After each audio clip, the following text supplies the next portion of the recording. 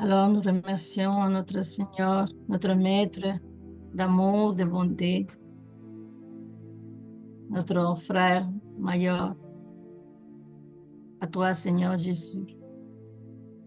Nous élevons notre prière, te remercier Seigneur pour ta présence, te remercier pour ton amour, ta bienveillance, tout ce que tu amènes à notre vie Seigneur, pour avoir marché parmi nous, pour nous savoir amener ton exemple d'amour, d'humilité, pour ouvrir les portes Seigneur, pour nous tous, pour ouvrir nos yeux, notre cœur. Il n'y a pas de mots pour te remercier assez, Seigneur.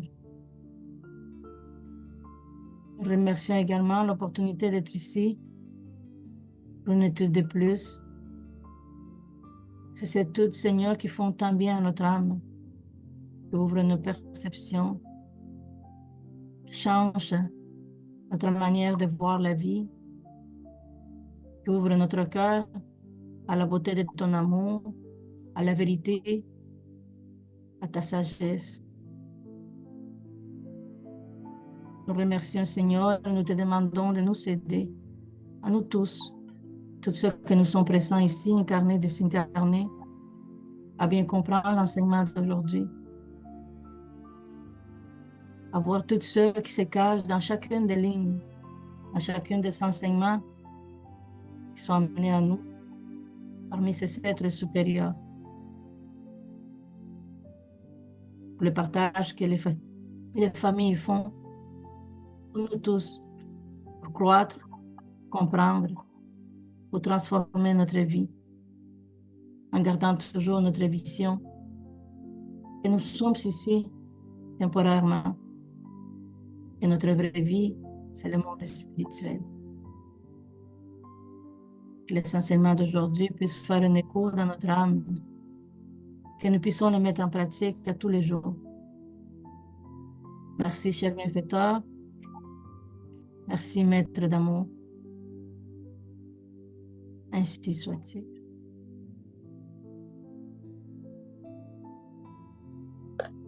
Merci beaucoup, Yuri.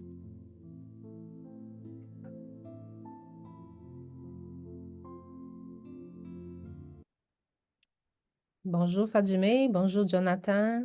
Bonjour, bonjour. Bonjour, tout le monde. Donc, on va partager ici le texte.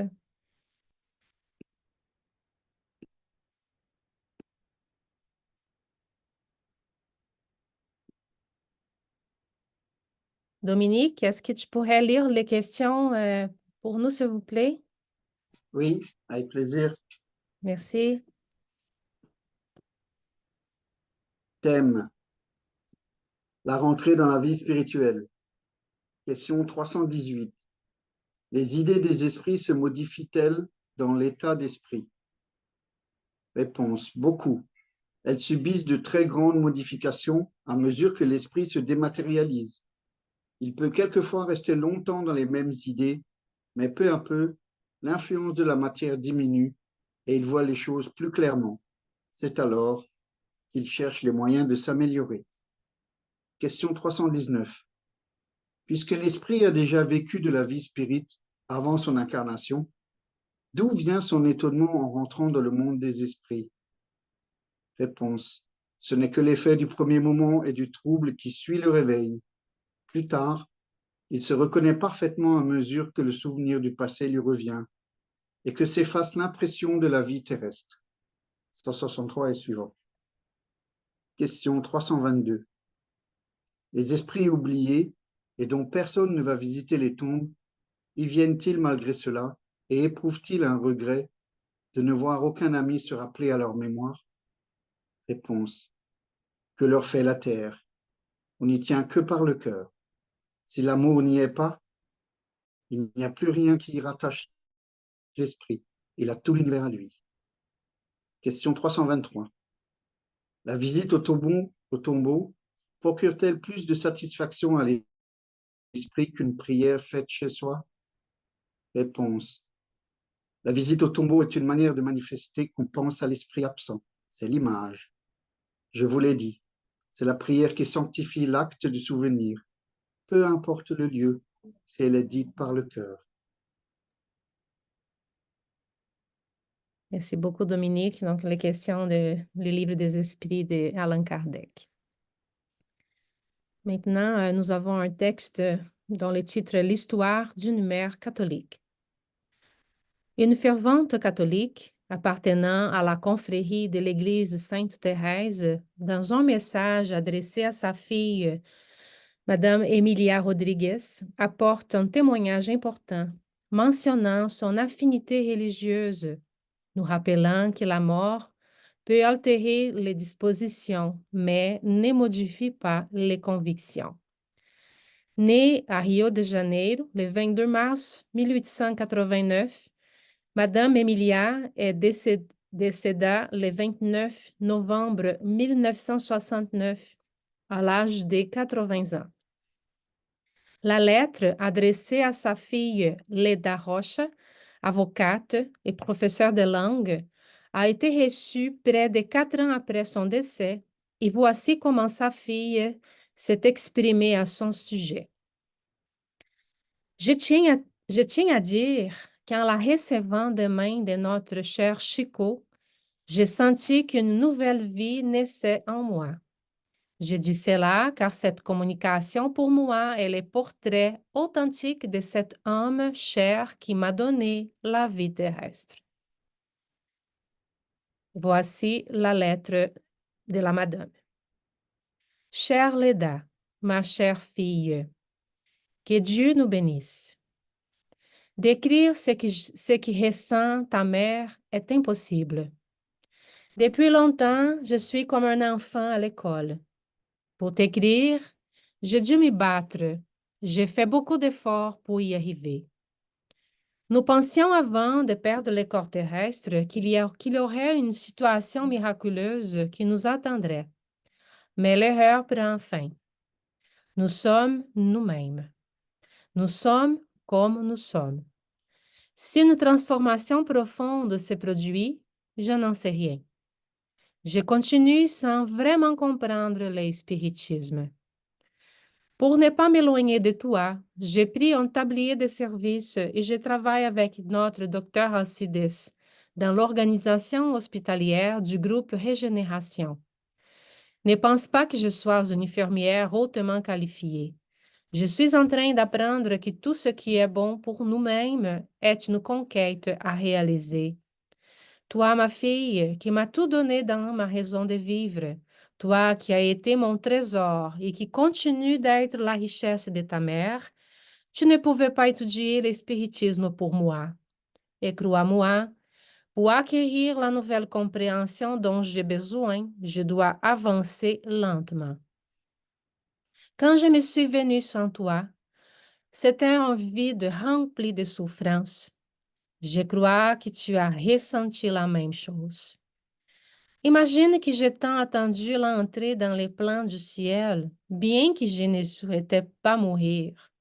Et quand je me suis vue dans notre maison, sans notre maison, ma chère fille, j'ai compris que le ciel est l'amour que nous avons les uns pour les autres. C'était en vain que ton père m'apparaissait avec les amis Sampaio e Abilio, Joaquim et d'autres bienfaiteurs d'ici pour me réconforter. Au début, je n'ai eu aucun réconfort. Ces amis si bons me causaient même de l'ennui et de la peur. J'ai mis beaucoup de temps à reconnaître que nous étions séparés. Ah, ma fille, Dieu te bénira pour tout l'amour que ta tendresse m'a donné dans la vie et dans la mort. C'est vrai que la providence divine m'a accordé le bonheur d'être ta mère ici sur terre, mais ici, je deviens ta fille par le cœur, car c'est dans tes prières et tes leçons que je recommence à vivre. Continue de m'aider, ma chère fille, pour que j'apprenne à me détacher du monde que nous avons créé toutes les deux. Ici, nos amis m'ont offert des moyens pour aller vers une autre région où les mères de la terre reçoivent des enseignements pour se détacher et s'élever elles-mêmes. mais en même temps, ils m'ont incité à choisir. Je pouvais avancer ou rester plus près de toi. Mais que pourrais-je faire sans toi? Quelle éducation pourrais-je obtenir loin de ta présence? Je n'avais aucun choix à faire. Dieu sait que les mères sont ainsi. Notre Père éternel nous a créés pour nos enfants et pour cela, je préférais être avec notre médecin et apôtre de souffrance, apprenant à servir. Je n'ai pas de fatigue, même si le travail est intense. Je fréquente un environnement de leçons renouvelées, mais personne ne m'impose quoi que ce soit. Nos bienfaiteurs me permettant de faire des prières où je veux, même si en matière de travail, il y a beaucoup de discipline et d'exigence. Je participe régulièrement aux tâches qui me sont confiées. Ne sois pas étonné et ne te fâche pas contre moi si je te dis que pendant les heures de religion, je continue de fréquenter notre église de Sainte Thérèse. Docteur Alcides affirme que je vais beaucoup changer, mais il dit que cela se fait peu à peu.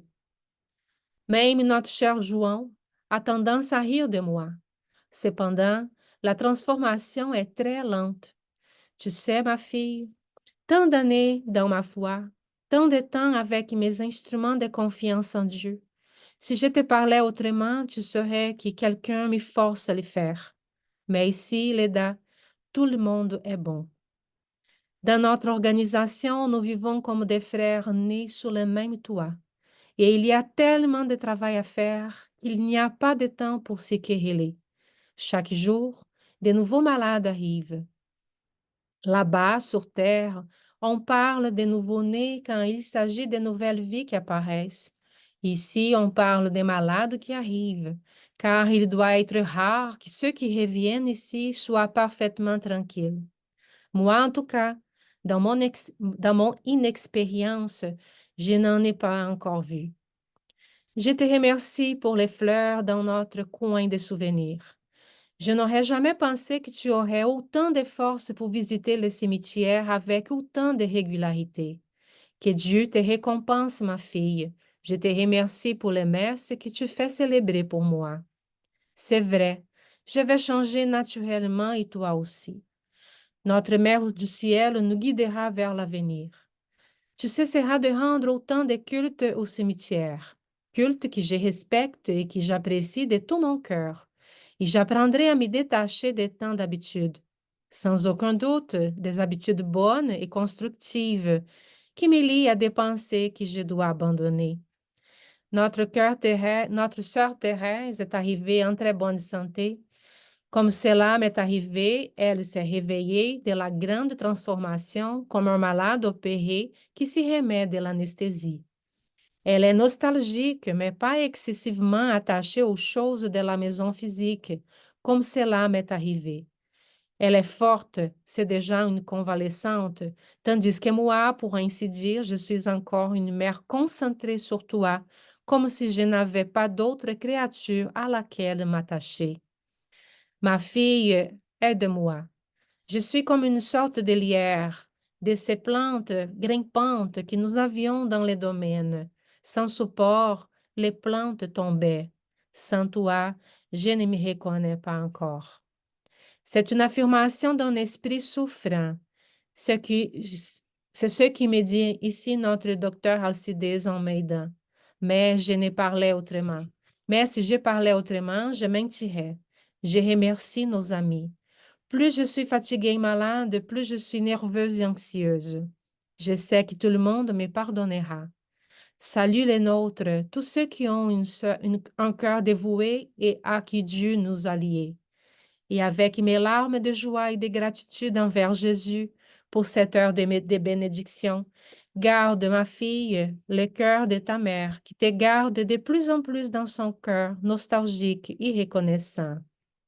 Emilia, 21 juillet 1973. Merci beaucoup, Giovanna. Merci beaucoup, Dominique. Merci beaucoup à Yuri et à tous. Laisse-moi Bon, nous avons un très beau message d'une maman à sa fille. Et comme plusieurs des messages que Chico recevait et a reçus, sont des messages qui reflètent la personnalité de la personne qui écrit d'une manière vraiment très parfaite. Euh, Nous constatons que, comme dit la première question du livre des esprits que nous avons lu, les changements s'opèrent doucement. Une fois dans la vie spirituelle, on subit des transformations en face de la nouvelle réalité, mais cela est plus ou moins rapide selon les niveaux de dématérialisation, de détachement de la vie matérielle que nous avons cultivé.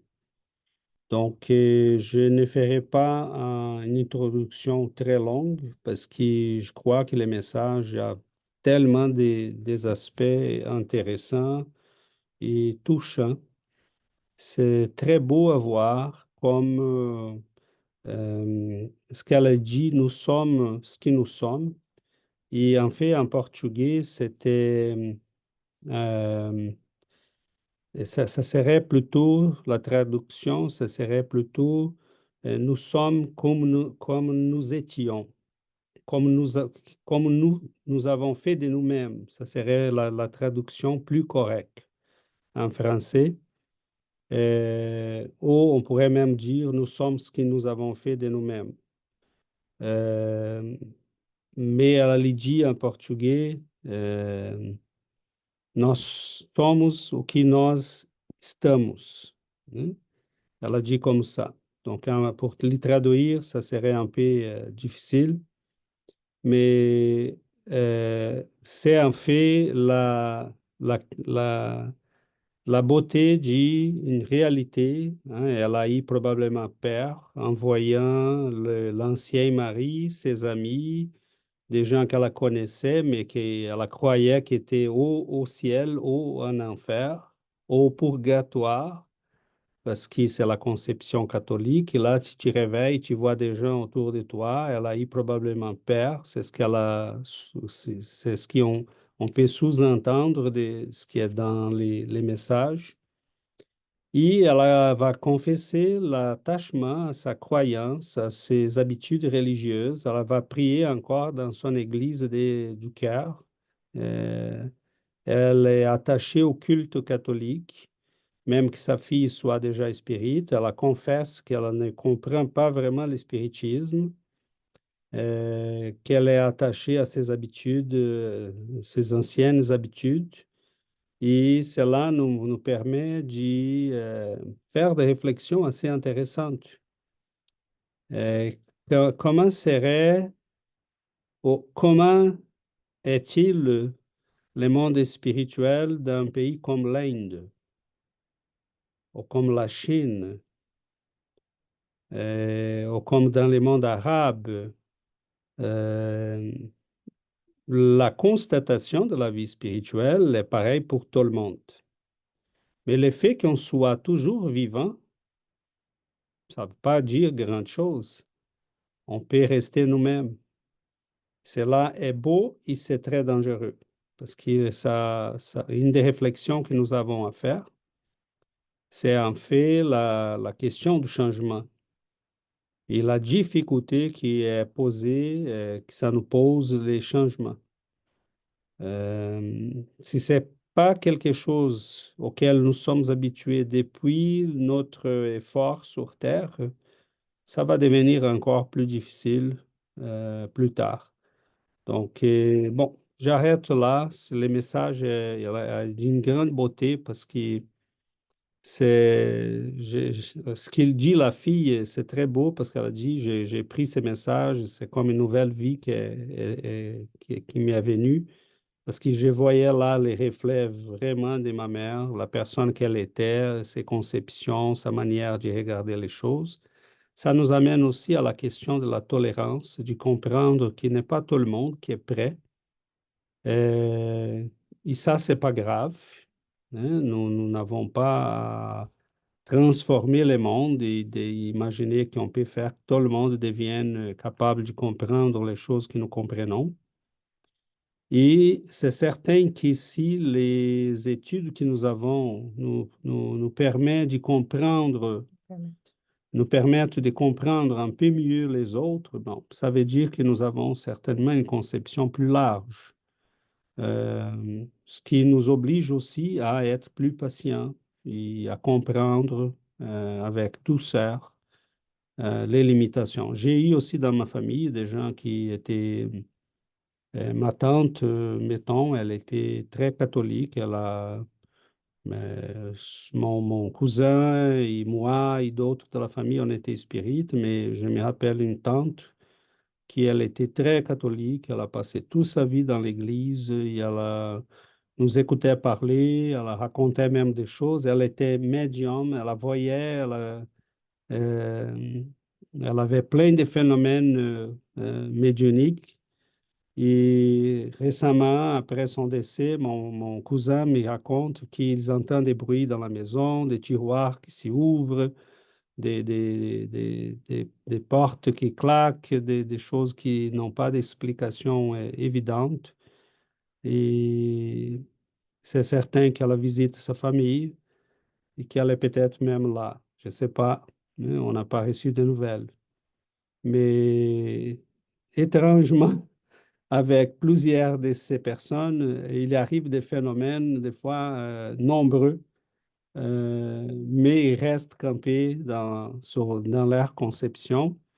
Et on termine en disant que j'ai fait connaissance récemment d'une personne, c'est quelqu'un qui devient doucement un bon ami. Euh, on parle beaucoup, on jase beaucoup, on travaille ensemble et il est très catholique, mais un catholique vraiment très éclairé, quelqu'un qui lit beaucoup, qui connaît beaucoup, euh, qui est au courant de plusieurs choses, qui connaît la vie des saints, qui connaît l'histoire de l'Église. C'est vraiment quelqu'un de très éclairé. Moi, je lui pose beaucoup de questions parce que j'adore pouvoir parler à des gens qui sont éclairés, qui puissent m'apprendre de nouvelles choses. Mais il ne me pose jamais aucune question. Il Il ne veut pas savoir du spiritisme. il ne veut rien savoir du spiritisme. Donc, ben, moi, j'en profite. Lui, peut-être pas. Donc, cela dit, on ouvre à tout le monde pour qu'on puisse s'enrichir davantage. Oui, Adriana? Bonjour mes amis. Je voudrais raconter une histoire qui s'est passée hier soir dans notre réunion médiumnique. Mais je voudrais parler avant que c'est avec beaucoup de respect envers cet ami qui s'est présenté pour nous raconter son histoire, parce que j'ai trouvé que c'était très pertinent pour cette étude d'aujourd'hui. Donc, je voudrais partager ça et possiblement, je pense que les bienfaiteurs l'amener ici aujourd'hui pour étudier avec nous. Donc, je trouve que son attitude était vraiment très de grande beauté parce qu'il a reconnu sa faute d'avant. C'est ça, ses préjugés qu'il avait avant. Donc, lui, comme Donna Emilia, Madame Emilia, il était aussi très catholique. Et il a dit que il pensait que le spiritisme était des choses du démon. Il avait beaucoup de préjugés. Il n'acceptait pas du tout les spiritismes, les choses spirituelles, du spiritisme. Mais il a dit que maintenant, il a dit, c'est étonnant que la seule place qui est capable de m'aider, c'est dans une réunion médiumnique. Donc maintenant, je suis en train de demander de l'aide aux spirites, des gens que je jugeais, que je faisais beaucoup de critiques avant ma désincarnation. Donc, à ce moment-là, il a dit, quand je vais là, à l'église où je fréquentais, il n'y a personne pour m'aider. Il se sent comme perdu. Et là, c'était exactement, mais là, j'ai montré à lui, je dis, vous voyez les bienfaiteurs, il y a plein de catholiques ici. Donc, ce sont nous, les hommes, qui ont créé trop de branches, qu'on a divisé ces choses-là.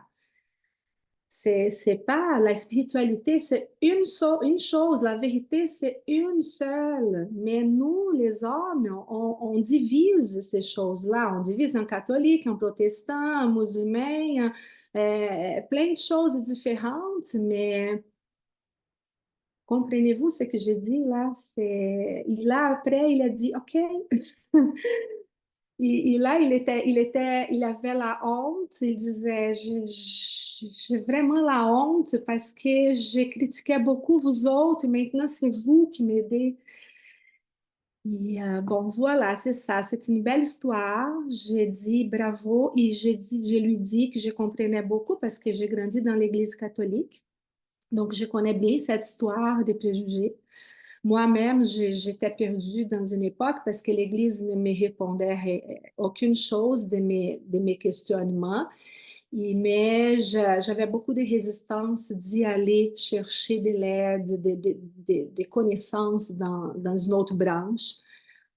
Bon, il a dit, oui, là, quand j'étais vivant, on disait qu'hors l'Église, il n'y avait pas de salut. Mais j'ai dit non, mais c'est pas hors l'Église, c'est hors la charité. Si on ne fait pas la charité, peu importe la religion qu'on suit, c'est la charité, c'est pas l'Église le plus important. Donc voilà, c'est ça. C'est l'histoire d'hier avec beaucoup de respect envers lui. Merci. Merci beaucoup, Adriana. Dominique. Oui, merci César. Merci à tous et bonjour à tous. Et, ce texte est d'une profondeur spirituelle très profonde, hein. Ça m'a fait beaucoup émouvoir.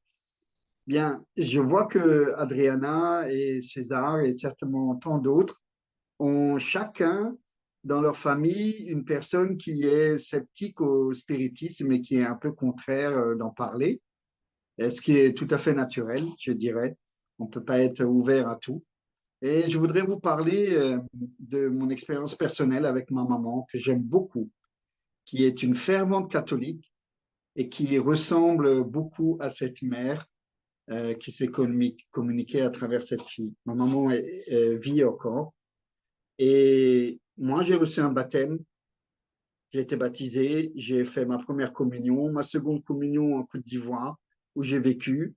J'ai pratiqué le catéchisme, j'ai lu la Bible, je n'ai toujours rien compris parce que c'est complexe et certains passages maintenant sont beaucoup plus clairs. Et les premières discussions que j'ai eues avec ma maman quand j'ai découvert le spiritisme étaient contraires au spiritisme parce que elle croit encore aux démons.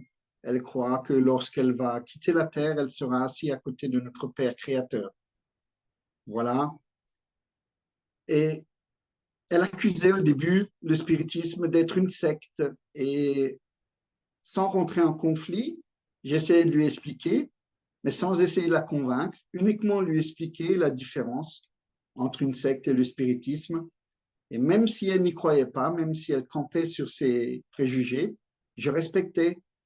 Et parce que récemment, j'ai appris que le Dalai Lama proposait de laisser le bouddhisme aux bouddhistes, de laisser le catholicisme aux catholiques, etc., etc., de respecter chaque religion, parce qu'au fond de chaque religion, qu'est-ce qui domine? C'est l'amour.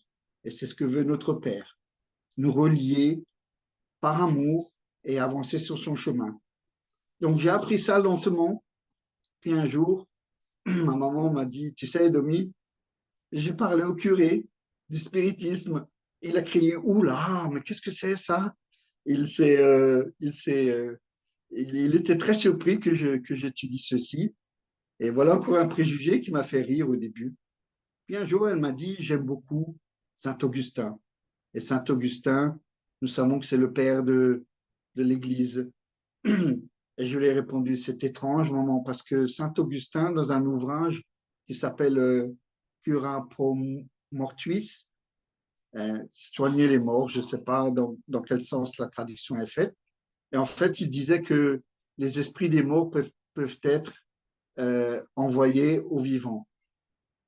Donc, c'est une preuve que lui-même était un vulgarisateur du spiritisme, mais sans être connu réellement de ce qu'il a fait par tous ses amis, tous ses frères et sœurs qui sont dans l'Église.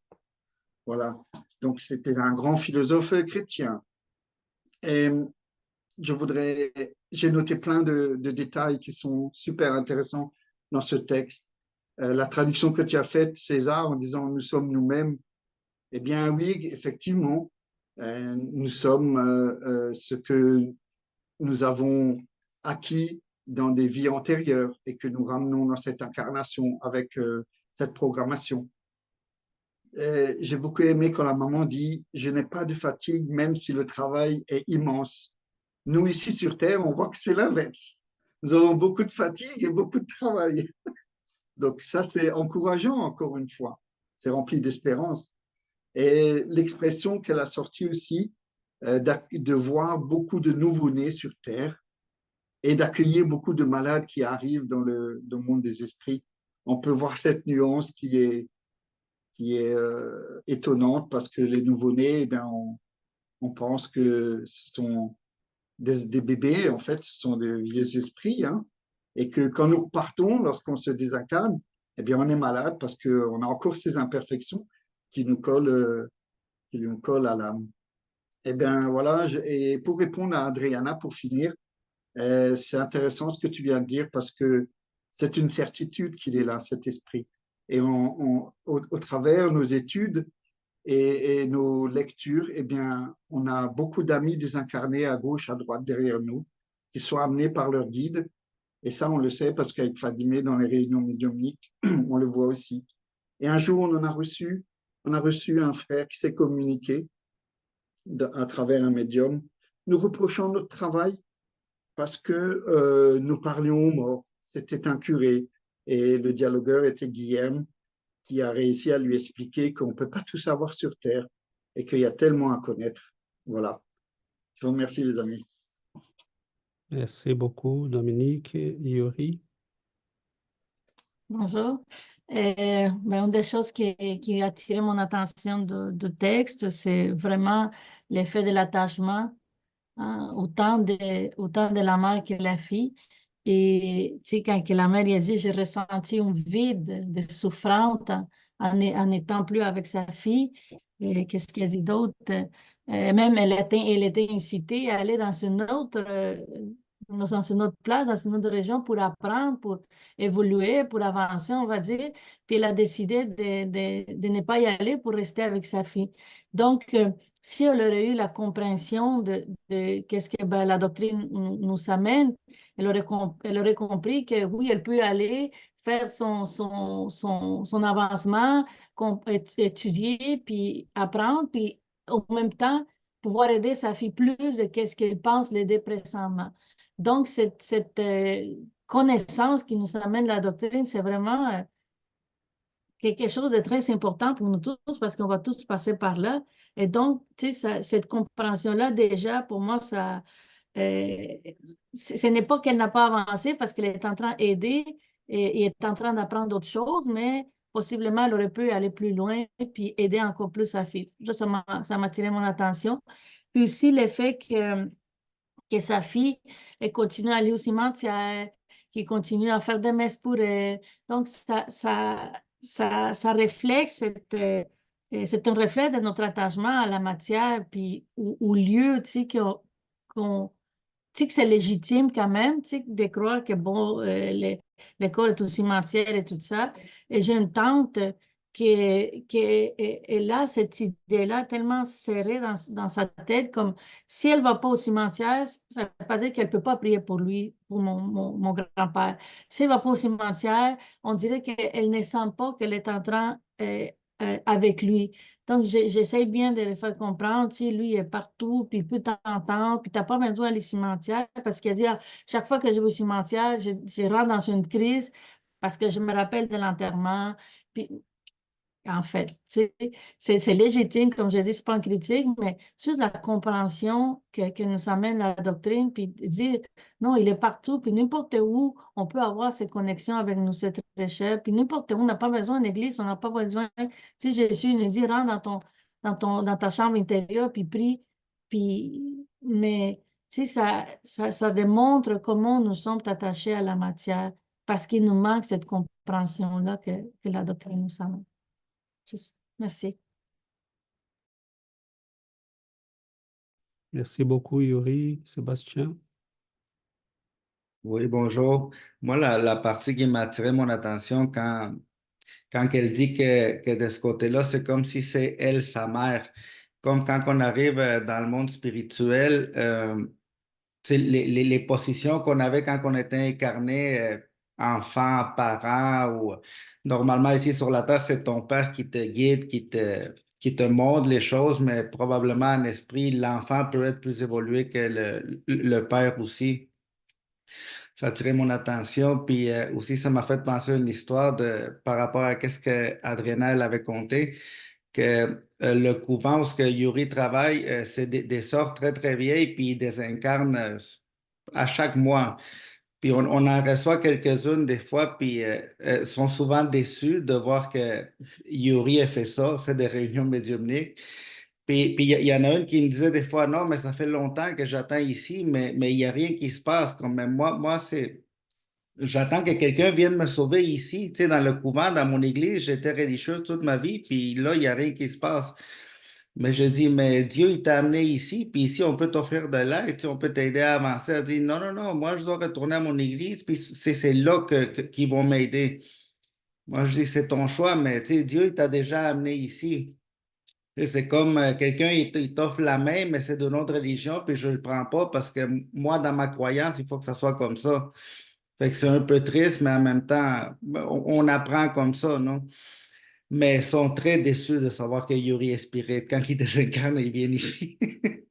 Merci. Comme j'ai des images de Jésus dans mon bureau, puis j'ai d'autres images aussi, j'ai Kardec, tout ça, mais les autres ne connaissent pas, mais ils voient Jésus, ils pensent que je suis une fervente catholique, là. Mais je suis fervente à Jésus. Tá certo. Obrigado, Sébastien. Véronique. Et après, Fadimé. Tout ce qu'on a vu aujourd'hui, puis aussi ce que tu nous as amené, César, m'a amené vraiment plusieurs questions que j'aimerais partager avec vous. J'ai eu quelques clés de réponse, notamment avec Sébastien, mais je, tu soulevais, César, l'idée selon laquelle, tu sais, dans les pays arabes ou en Extrême-Orient, il y a, tu sais, les gens, justement, ont différentes conceptions spirituelles. Puis, je me suis demandé, est-ce qu'on a des informations sur les cités spirituelles des autres lieux, puis comment ils vont gérer, justement, les croyances avec la réalité de la désincarnation, de l'au-delà? Je ne sais pas si je suis claire, mais tu sais, il y a Nos Solar au Brésil, mais justement ailleurs, comme par exemple ici, dans les autres lieux catholiques, je peux voir, on l'entend beaucoup, mais justement dans des lieux comme l'Inde, comme les pays arabes, par exemple, est-ce qu'on a déjà eu des informations d'esprit qui sont venus rapporter comment ça se passait ou enfin, merci. Ça, c'est ma première question. J'en ai deux autres après. Bon, rapidement, Véronique, merci. Oui, c'est très intéressant. Ça me faisait réfléchir à ça. Mais en fait, ce que les esprits vont dire, c'est que les villes spirituelles sont tellement variées comme elles le sont sur la planète. OK. Tu vas voir dans les mondes arabes des petits villages très attachés à la terre, et les gens vont continuer de cultiver la foi comme ils le faisaient sur terre. Et tu verras d'autres qui sont des conditions plus évoluées. qui vont essayer de ramener ces frères-là à une compréhension plus élargie. Mettons, pour faire un comparatif, nous avons un insulaire des prêtres catholiques qui vont officier la messe dans des temples catholiques, mais qui font ça pour répondre aux besoins des frères et sœurs qui arrivent avec ces conceptions.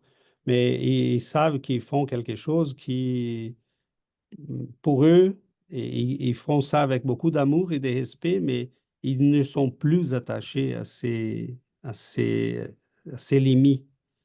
Donc, à ces limites, ils vont essayer d'y ramener comme cette madame. Les amis lui ont dit, tu vas beaucoup changer, mais prends ton temps. Parce que doucement, elle va commencer à comprendre que les religions sont des structures qui répondent à nos besoins sur Terre, mais que les conceptions derrière tout ça sont beaucoup plus larges que nos cultes, nos rituels, nos habitudes. Donc, la religion sur Terre, elle est très attachée à la pratique. Une personne croit qu'elle est croyante parce qu'elle a fait quelques pratiques.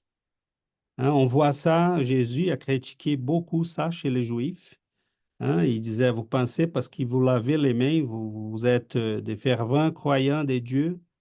Les Arabes qui vont prier 5 fois par jour, si ton cœur n'est pas là, ta conscience n'est pas là, tu fais rien, tu ne fais qu'un geste matériel.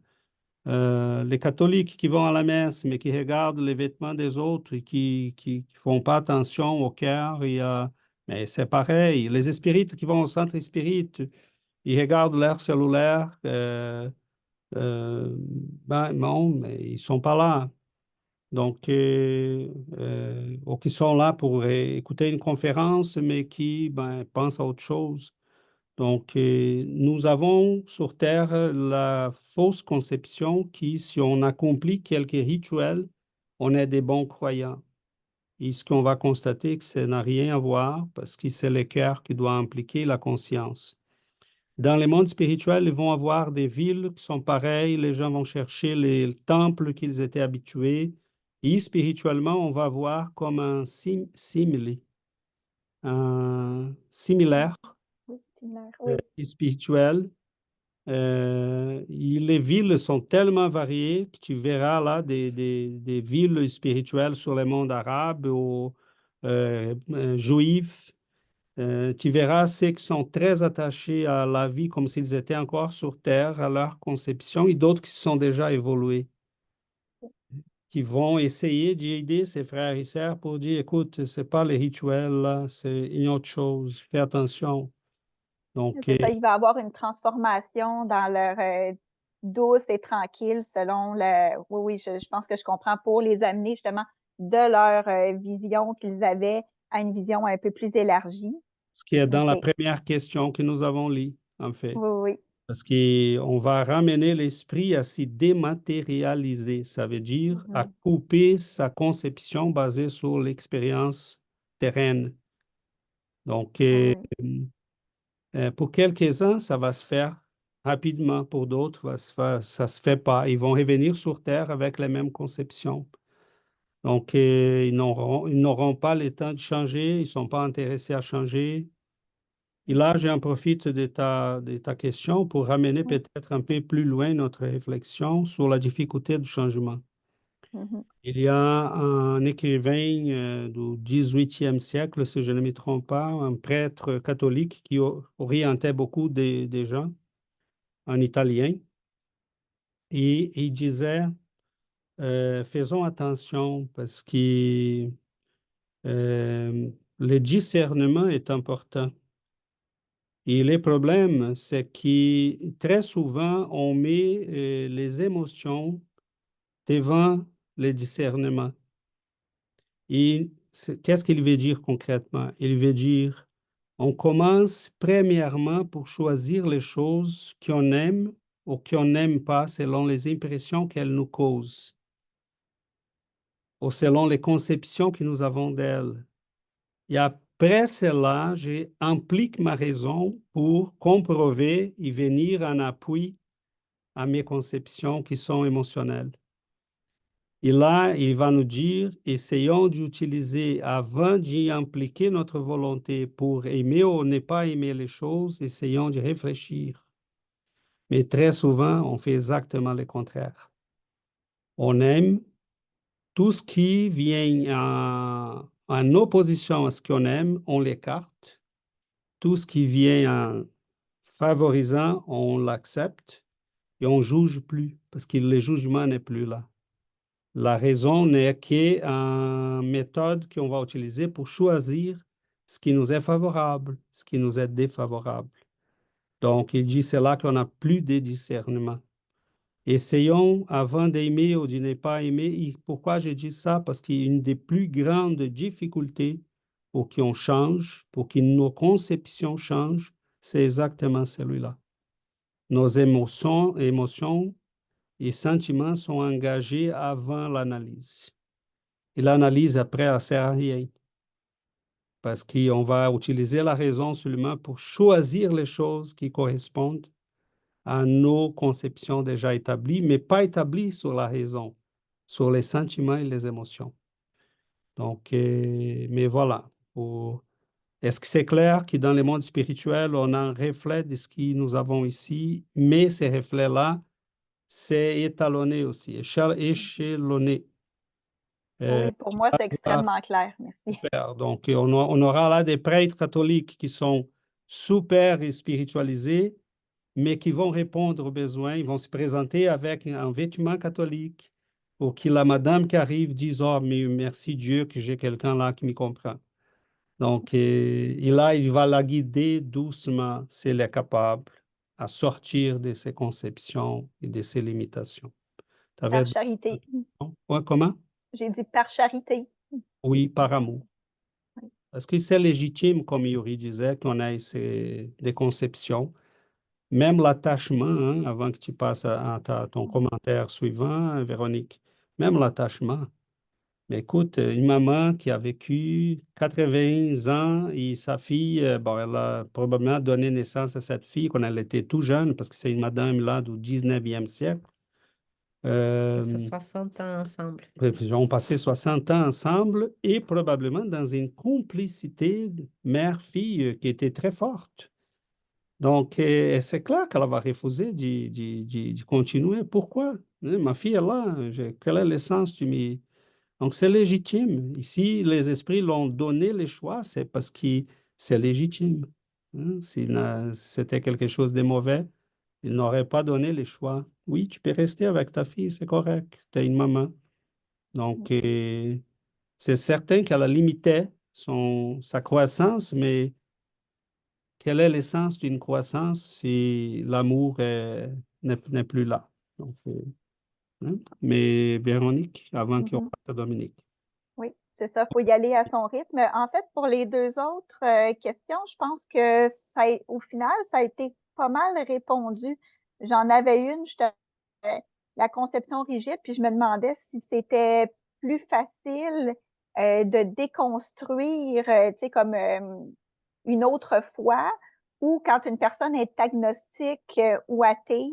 Tu sais, je sais que des fois, les athées peuvent être très, très rigides dans leur conception athée, certes, mais je me demandais, est-ce que c'était plus facile de partir de rien pour, tu sais, comme, puis arriver dans le monde spirituel, puis arriver à une vision spirituelle, ou c'était plus facile quand tu partais déjà d'une foi, puis où ça dépend juste de la personne puis son degré d'ouverture? Merci. En fait, très, très intéressant, Véronique, et ta question. Je dirais que c'est difficile de deux manières, parce que ça dépend vraiment de la personne. Récemment, je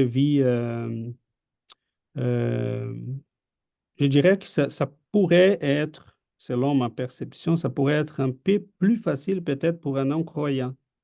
OK. Parce que les changements pour un croyant, elle est très liée la religion, elle est liée à la sécurité émotionnelle, au réconfort. Tu l'as appris de tes parents, mais t'aimes tes parents, ils t'ont donné ça dans ta maman, là, tu nourrissais, ils chantaient les chansons des Mahomet ou les chansons de Saint François d'Assise. Tu as littéralement bu la foi comme ça. Donc, elle est associée à un réconfort profond. Et déstabiliser ça, c'est terrible pour une âme. Ça prend un courage épouvantable. Oui, parce que ce que j'entends de ce que tu dis, en plus du grand réconfort de la sécurité, il peut avoir aussi une sorte de sentiment de trahison envers la religion de ses pères, de ses Tout à parents, fait. de ses ancêtres. Tout à fait. Et là, tout ça est lié aux besoins des changements. Donc, des fois, la personne est inconfortable, sent qu'il y a quelque chose qui ne va pas bien, elle n'est plus contente des. Elle sent comme une trahison, peut-être. Non, oui, même de sentir ça, là, sent comme quelqu'un qui est en train de trahir sa foi, sa famille, son héritage. Et cela est très difficile parce que, mettons, mais le changement, il peut être difficile même pour un non-croyant. Mettons, à un moment donné, je voyais un débat entre Lennox et Richard Dawkins. Mm. Euh, et quelqu'un a posé la question à Richard Dawkins, qu'est-ce qui serait possible pour toi pour que tu changes? Est-ce que si Dieu prenait les étoiles, il écrivait Richard, I'm here, tu croirais? Il a dit oh, non, je penserais que je suis en train de faire une hallucination. Donc là, il s'y campe sur ses positions parce que c'est devenu une question émotionnelle. Ce n'est plus quelqu'un qui utilise la raison. Et c'est là un problème sérieux parce qu'au moment qu'on n'utilise plus la raison, on commence à nier les faits. Et on est en face des faits. Et on n'est pas capable de les saisir parce qu'il y a comme une toile qu'on met entre nous et la réalité. Tout ce qu'on regarde passe par ces lunettes qu'on a mis devant nous et qui vont encadrer la réalité, mais la réalité on ne sera jamais capable de l'encadrer. Donc, on aura besoin à un moment donné, subir un changement qui va venir. Cela nous amènerait, Véronique, si cela t'intéresse, je ne sais pas, peut-être que tu l'as déjà vu, mais je te conseillerais de lire l'article qui a été publié, ça fait une trentaine d'années, Mhm. et Posner et autres, OK. Comment ça s'écrit, Posner? et Posner Mhm. OK. et autres, Oui, ça va. Oui. début des années 80, sur les changements conceptuels. Changement conceptuel. OK, super. Cela Merci est beaucoup. très intéressant parce qu'il dit quelles sont les conditions. Et une de ces conditions, c'est qu'on ne soit plus satisfait de nos conceptions parce elle ne répond plus à la réalité. Mhm. Et donc, à quel moment l'homme a laissé tomber la croyance de que la Terre était plate? À quel moment l'homme a laissé la croyance de qu'il n'y avait pas de virus? À quel moment l'homme a laissé la croyance de que les phlogistes étaient une réalité et pas l'oxygène? Tout ça sont des conceptions, il y en a des milliers de conceptions que nous avons abandonnées par d'autres, mais à la base, c'est parce que ces conceptions ne répondaient plus. Donc, prochainement, je vous donnerai des nouvelles. Je pose des questions sur l'histoire, je pose des questions sur les pères de l'Église. On jase beaucoup, je parle de mon ami, mais je vais commencer à lui poser des questions comme comment vous expliquez la souffrance? Comment vous expliquez les enfants qui sont nés, ils sont bloqués par des maladies mentales ou physiques? Comment vous expliquez les tragédies collectives? Comment vous expliquez les suicides? Comment vous expliquez les gens qui voient les morts? Je vais commencer à poser des questions comme ça. Et c'est là qu'un catholique ou un arabe, un musulman ou un bouddhiste va s'y rendre compte que ses conceptions sont limitées. Et on dit cela avec aucun sentiment d'orgueil, parce qu'on ne doit jamais oublier qu'Allan Kardec, il voulait que le spiritisme soit donné aux religions pour leur servir des bases pour leur réflexion et pour enrichir leur conception. Donc, il n'a jamais, Allan Kardec, d'ailleurs, concernant la question de Véronique, il était plus inquiet des matérialistes et des athéistes. Il croyait qu'eux avaient une souffrance beaucoup plus grande que les autres, parce que les autres ont au moins les réconforts de la foi. Et les athéistes et les matérialistes n'en ont pas. Mhm. Donc, il se disait, c'est de là que va venir le problème pour l'humanité. Parce qu'à un moment donné, ça va se généraliser, parce que le matérialisme et l'athéisme a été liés à l'efficacité de la science, comme si une chose avait un lien avec l'autre, il n'y en a pas. Il n'y en a aucun lien. Et la science n'est qu'une méthode. Elle ne donne pas vraiment la vérité de la vie, essentiellement. Hein, sont des méthodes qu'on a appris à utiliser et que ça marche. Mhm. Merci. Si vous me permettez, juste avant qu'on passe la parole à Dominique, surtout avec ce que tu viens de dire, César, j'ai vraiment envie de faire un petit partage.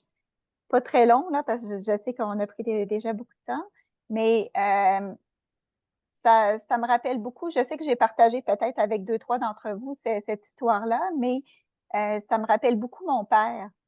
Mon père a été élevé dans la foi catholique et vers la fin de l'adolescence, quand il a entamé des études de droit et tout ça, il est devenu très, très côté scientifique et il est vraiment devenu très athée. Au point même où il a entraîné ses parents dans l'athéisme et puis, oui, vraiment.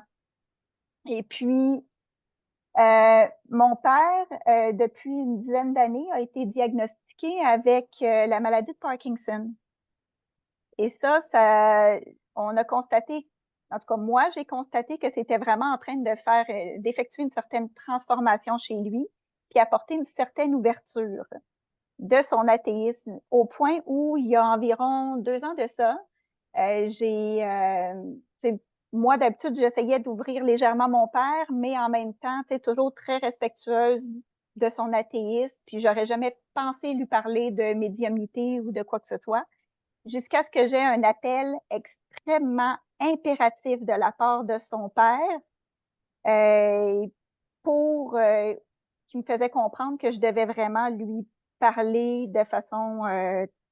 c'était très, très fort. Son père était décédé 5 ans auparavant. Et puis, en tout cas, j'ai ressenti tellement la puissance de l'amour de mon grand-père à côté que je me suis mis à pleurer, puis je me suis mis à parler à mon père de la présence de son père, enfin bref, tout ça. Puis mon père, ça l'a vraiment, vraiment bouleversé. Je peux pas dire en ce moment clairement qu'il est dans la foi, mais il y a clairement plus d'ouverture avec le message de mon grand-père, puis aussi avec tout ce que je lui ai apporté comme impression, puis dans ce que je vis justement dans la médiumnité, puis aussi, puis ça, je dois le dire vraiment, normalement, j'en parle pas, mais aussi quelques capacités au niveau du transfert énergétique, etc., au point où il m'a demandé, ben écoute, j'ai un petit problème actuellement, est-ce que tu accepterais?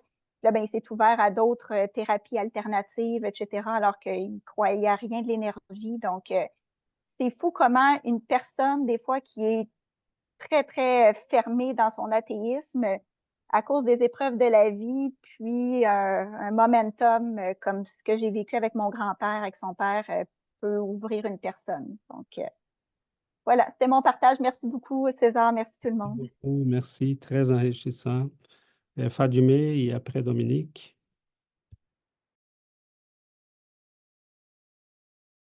Ton micro. On ne t'entend pas, Fadimé. Non, mais c'est bon, vous pouvez passer à Dominique. OK, merci. Dominique. Ben, merci Fadimé. Et oui, c'est très intéressant ce que tu viens de soulever, Véronique, concernant ton grand-père. Et je voulais, il y a une phrase que la maman dit dans le texte de Chico, lorsqu'elle dit qu'elle est concentrée sur toi en parlant de sa fille, que c'est encore un esprit souffrant. Par la suite, elle dit, ici, mes amis m'ont offert pour aller vers une autre colonie, une autre région. Et elle a été, j'ai résumé, elle a été fixée sur un choix où je pouvais avancer ou rester toujours auprès de toi. Et là m'est venue la question, on peut se demander, nous, si demain on se désincarne, qu'est-ce qu'on va faire? On va continuer à venir à ces réunions que l'on fait puisqu'on est tellement attaché et que c'est tellement intéressant. Mais d'un autre côté, on va participer aussi aux réunions de l'au-delà qui vont être aussi riches. Vous voyez, cette question, je me suis posée grâce à ce texte, donc c'est intéressant d'avoir aussi votre avis parce que, eh bien, on a l'amour de l'étude. On a, par exemple, avec Fadimé, on se voit en présence encore demain. Avec l'ami Jonathan, eh bien, il y a des affinités de bouddhisme. Véronique, c'est le partage. César et Giovanna qui nous partagent. Avec vous tous, on a de ces affinités, cet amour. Et cette question m'est venue et voilà, je vous la pose à mon tour. Merci, Dominique. Fadimé. Oui, Fadimé? Je voulais juste dire que c'est, en fait, ce thème-là, il est vachement lié au thème de la dernière fois, de l'attachement. Je crois que c'est ça, aimer sans s'attacher. Ça veut dire, c'est vraiment apprécier la personne, aimer la personne et quand même avoir cette liberté ou cette liberté de laisser la personne et de passer à autre chose. Parce que c'est la même chose c'est ce que je voulais dire tout à l'heure, entre croire en quelque chose et avoir la foi. Quand on croit, on va rester attaché au dogme, au rituel, pour X ou Y raison, pour les émotions, pour éviter de culpabiliser ou de croire qu'on fait mal. Alors qu'en fait, quand on a vraiment la foi, ben, je trouve que la foi, ça ouvre beaucoup plus et que peu importe ce qui arrive, peu importe qui on rencontre, eh ben, on sait que ce sera forcément pour une raison. Et c'est pour ça que aimer quelqu'un, Dominique, même si je t'apprécie énormément et que quand on discute, il y a une notion de temps, mais c'est parce que je t'aime justement que je te laisserai partir pour que tu puisses évoluer. C'est ça, c'est aimer sans s'attacher. Et c'est la même chose entre croire et avoir la foi. Ouais, c'est ça que je voulais dire. Merci, Fadimé. Oui, tout à fait. Et c'est ça l'apprentissage qu'on fait doucement. Hein? On voit la vie qui continue, les rôles qui changent, mais peu importe si ta fille aujourd'hui était ta mère avant ou qui demain tu vas être la sœur de ta mère, cela n'a aucune importance parce que la question est, est-ce que tu es capable d'aimer? Est-ce que tu grandis dans chacun de ces rôles? Est-ce que tu te détaches des conditionnements physiques? On a besoin pour l'instant, on a vraiment besoin d'un cadre. On a besoin de croire que nous sommes papa. Et parce que sinon, on n'accomplit pas nos devoirs. Dieu ne fait pas les choses pour rien. Doucement, on s'y détache de ces cadres. Mais pour la majorité de l'humanité, on est encore dans les primaires de l'évolution spirituelle. Et cet amour, mettons, ce que Véronique nous racontait, elle pourrait argumenter avec son père des heures et des heures et des heures, et ça ne ferait rien, sauf lui faire devenir plus opposé pour tout simplement l'attachement émotionnel à sa conviction. Mais au moment que tu présentes à la personne un geste d'amour, tu lui mets en face de la réalité de quelqu'un qui l'aime, qui est venu pour lui dire, écoute, mon enfant, là, la vie, ouvre tes yeux, là, il faut se préparer, la vie, c'est pas ça. Mais qu'il sent dans tout ça un geste d'amour, Ça, il y a un pouvoir pour changer les gens qui c'est beaucoup plus grand que l'argumentation ou la logique. Parce que la logique est bloquée, comme je disais, parce qu'on a déjà choisi un camp. La logique est bloquée. Donc, c'est là, je ne suis pas en train de dire que moi, j'ai surmonté cette difficulté. Pour moi, elle est aussi une difficulté. Hein, on a comme como chama peneira em francês? Comment s'appelle peneira en français? Je ne sais pas. Le truc qui va séparer les grains de la paille. Peigne. Non, Non, le c'est râteau, non, le râteau ou le tamis? les tamis. On a comme un tamis qui va séparer et ça passe seulement qui rentre. C'est un tamis, malheureusement, pas logique, c'est émotionnel. Donc, tout ce qui est favorable à ma conception passe. Tout ce qui est défavorable, ça bloque. Donc, c'est là qu'on a une immense difficulté pour faire parler un juif et un arabe, un islamique, un chrétien des confessions catholiques et des confessions protestantes, ou deux protestants des confessions différentes. C'est épouvantable, là, tu vois, qu'un presbytérien va critiquer très fortement un témoin de Jéhovah. Tu dis, mais nom de Dieu, on est tous des chrétiens. Pourquoi avons-nous besoin? Là, tu as une conception pour un témoin de Jéhovah, Jésus n'est pas Dieu. Pour les presbytériens, oui, il est une partie de la Trinité. Euh, mais OK, est-ce qu'on a compris qu'il nous apprend à aimer, à faire le bien, à être charitable? Oui, on a compris ça, c'est correct. Et mais ces conceptions deviennent pour nous des sources de combat. Il faut les défendre parce que c'est notre sécurité émotionnelle qui est menacée. Et c'est là que le spiritisme est beau parce qu'il nous dit, si tu as raison, on n'accepte pas, mais il faut utiliser la raison. Il faut être sûr qu'on utilise la raison.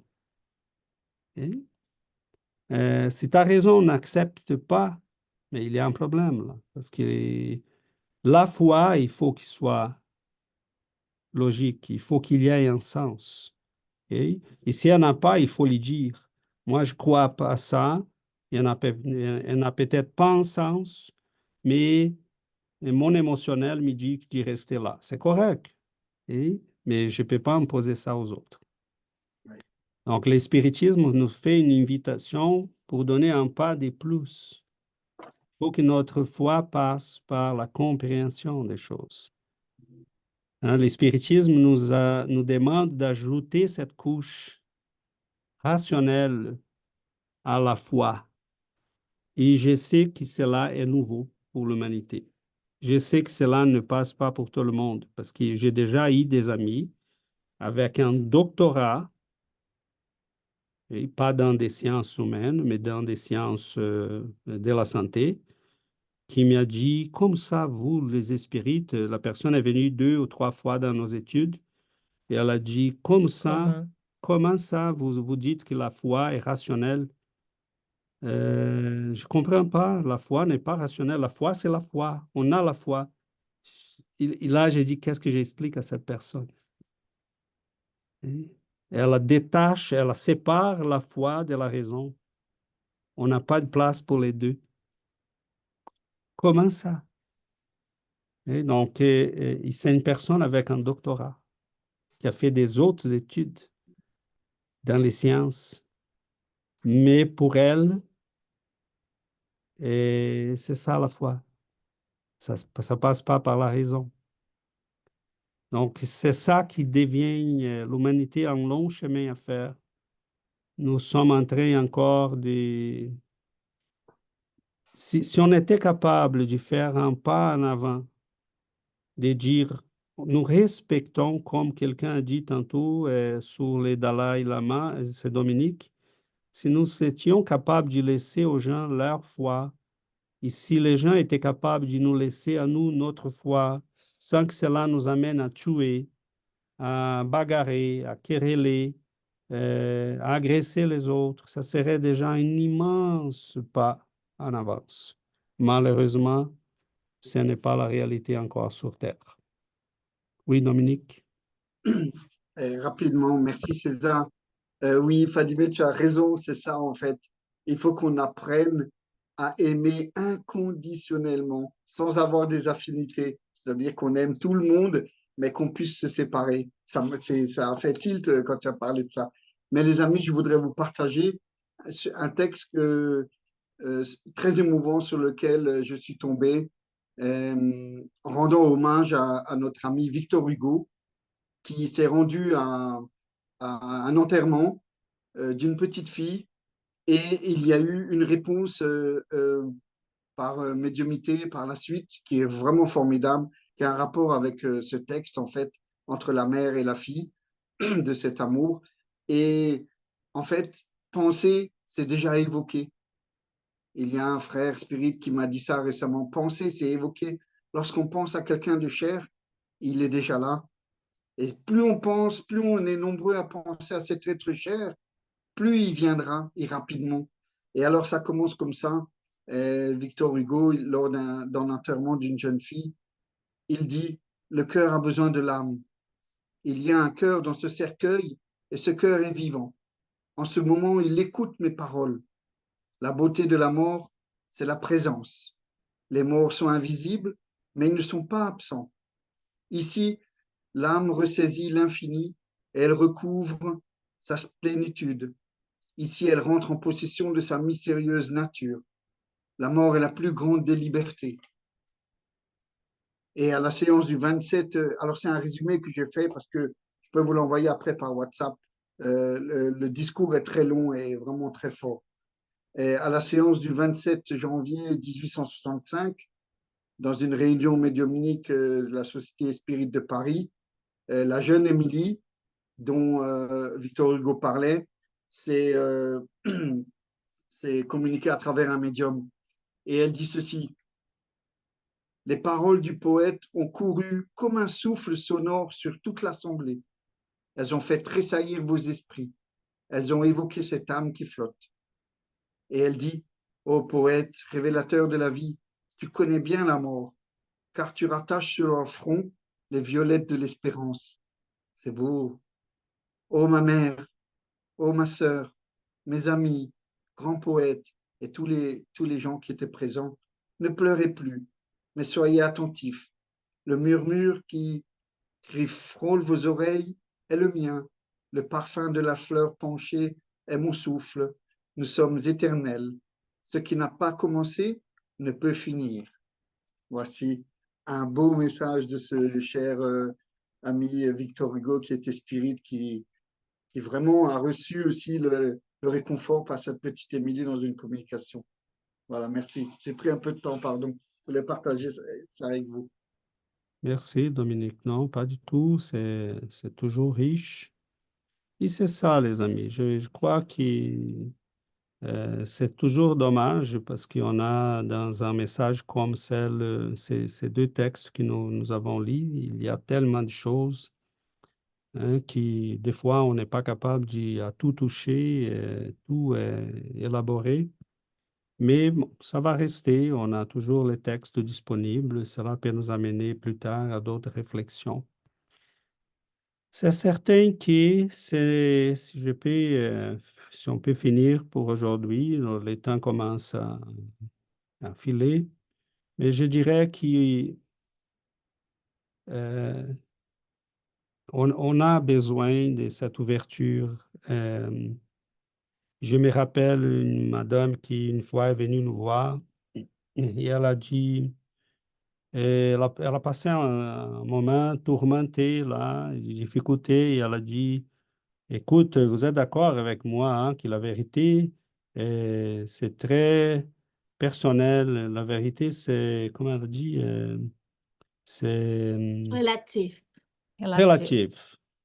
Et j'ai dit, non, désolé, la vérité n'est pas relative, nous sommes relatifs. Notre capacité mentale est relative.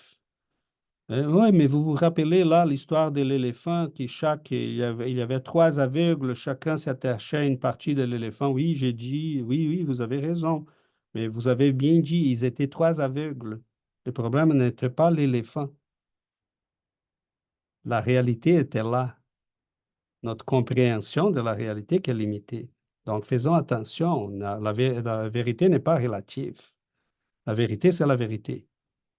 Sauf que nous sommes des aveugles. Et si on est capable de savoir ça, hein, c'est peut-être le message de cette histoire-là, ce n'est peut-être pas que la vérité est relative, c'est que nous, en étant des aveugles, produisons des vérités qui sont relatives. Donc, si nous sommes conscients de ça, au moins, on s'y ouvre à la possibilité de dire, mais j'ai des choses à apprendre, hein, j'ai des choses à changer, j'ai peut-être des ouvertures à faire. Et quand je parle ça, je parle à moi-même. Il y a des choses que je travaille présentement pour que je puisse avoir une plus grande ouverture, euh, mais c'est un travail à faire que les grands esprits ont déjà fait. Mettons, Don Ivone Pereira raconte dans ses livres qu'il y a des Indiens qui travaillent dans le monde spirituel brésilien, des grands Portugais travaillent dans le monde spirituel portugais et pourquoi pas brésilien parce que ces guides étaient aussi des Indiens. Donc, c'est très... Dans les mondes spirituels, pour les esprits qui sont déjà détachés, des conceptions matérielles, des limites de nos conceptions, ils n'ont plus ces barrières-là. Ils sont déjà libres de tout ça. Donc, si on est au moins conscient de nos limitations, et de nos attachements, et si on est conscient qu'on a du travail à faire en nous, c'est déjà quand même un bon pas. C'est un travail à faire pour devenir plus humble parce que Voilà. devant l'immensité de l'univers et de la grandeur de tout ce qu'on voit dans la nature et si on regarde le ciel, là, il faut qu'on soit humble ici et accepter qu'on ne sait rien. Le ciel, la vie, le corps. On sait rien. Il faut beaucoup apprendre. Nous avons un long chemin dans ce chemin de croissance. C'est peut-être les mots-clés, humilité. Mais voilà, donc je pense que pour aujourd'hui, on arrive à la fin et on vous invite donc qu'on puisse clôturer notre séance d'aujourd'hui.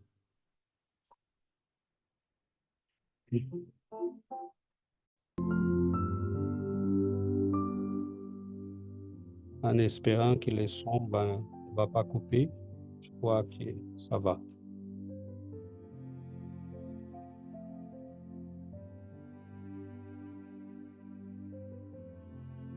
Chers amis,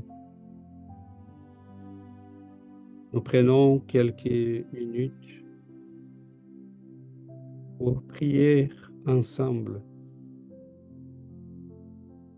en se rappelant que la prière est cette ouverture à cette lumière d'amour et bienveillance.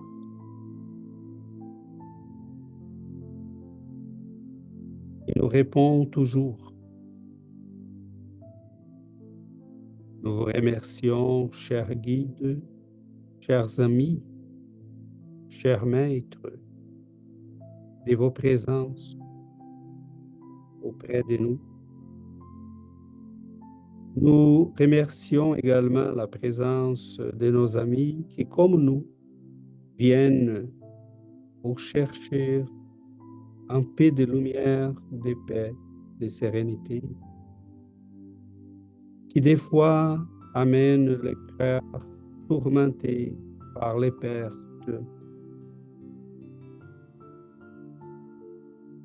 qui ont de la souffrance, en souvenant de ces êtres chers qui restent encore sur terre, qui aimeraient se présenter à eux pour dire: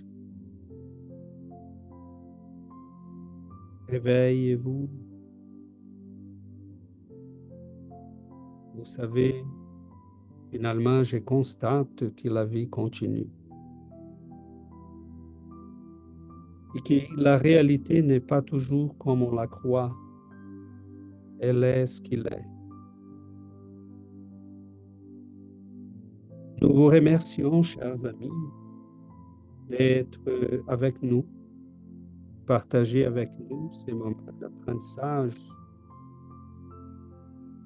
de cette belle doctrine de lumière, de raison, d'ouverture, que nous puissions en profiter ensemble. Nous vous remercions, chers amis, nous vous remercions, chers guides, nous vous remercions, Seigneur, parce que c'est votre amour qui nous permet tout ça. Et nous en profitons pour vous demander que cette lumière puisse se répandre dans nos foyers, qu'elle puisse arriver à nos êtres chers qui sont sur terre, ceux qui sont déjà partis. Nous pouvons toucher les cœurs de ceux qui nous ont dit adieu, mais qui sont toujours là. Que la prière puisse faire la communication entre nous, parce que la prière nous amène tous les deux, de chaque côté de la réalité, à être en communion, mais être en communion devant Dieu. Nous vous remercions, Seigneur, de cet amour, de ces connaissances. Et nous prions pour tous nos frères et sœurs dans les hôpitaux, dans les maisons des personnes âgées, pour les enfants qui arrivent à ce monde sans la tendresse d'un foyer, pour ceux qui sont dans des foyers tourmentés. Nous prions, Seigneur, pour nos amis qui sont en train de vivre les souffrances des obsessions. Nous prions, Seigneur, pour que votre amour puisse arriver à nos frères et sœurs dans les zones de guerre, des catastrophes naturelles. Aidez-nous, Seigneur, à ouvrir nos cœurs à votre amour, à votre lumière, à votre présence. Que votre lumière puisse nous guider, nous protéger et nous garder toujours sur les chemins de la croissance. Merci infiniment. Restez toujours avec nous. Ainsi soit-il.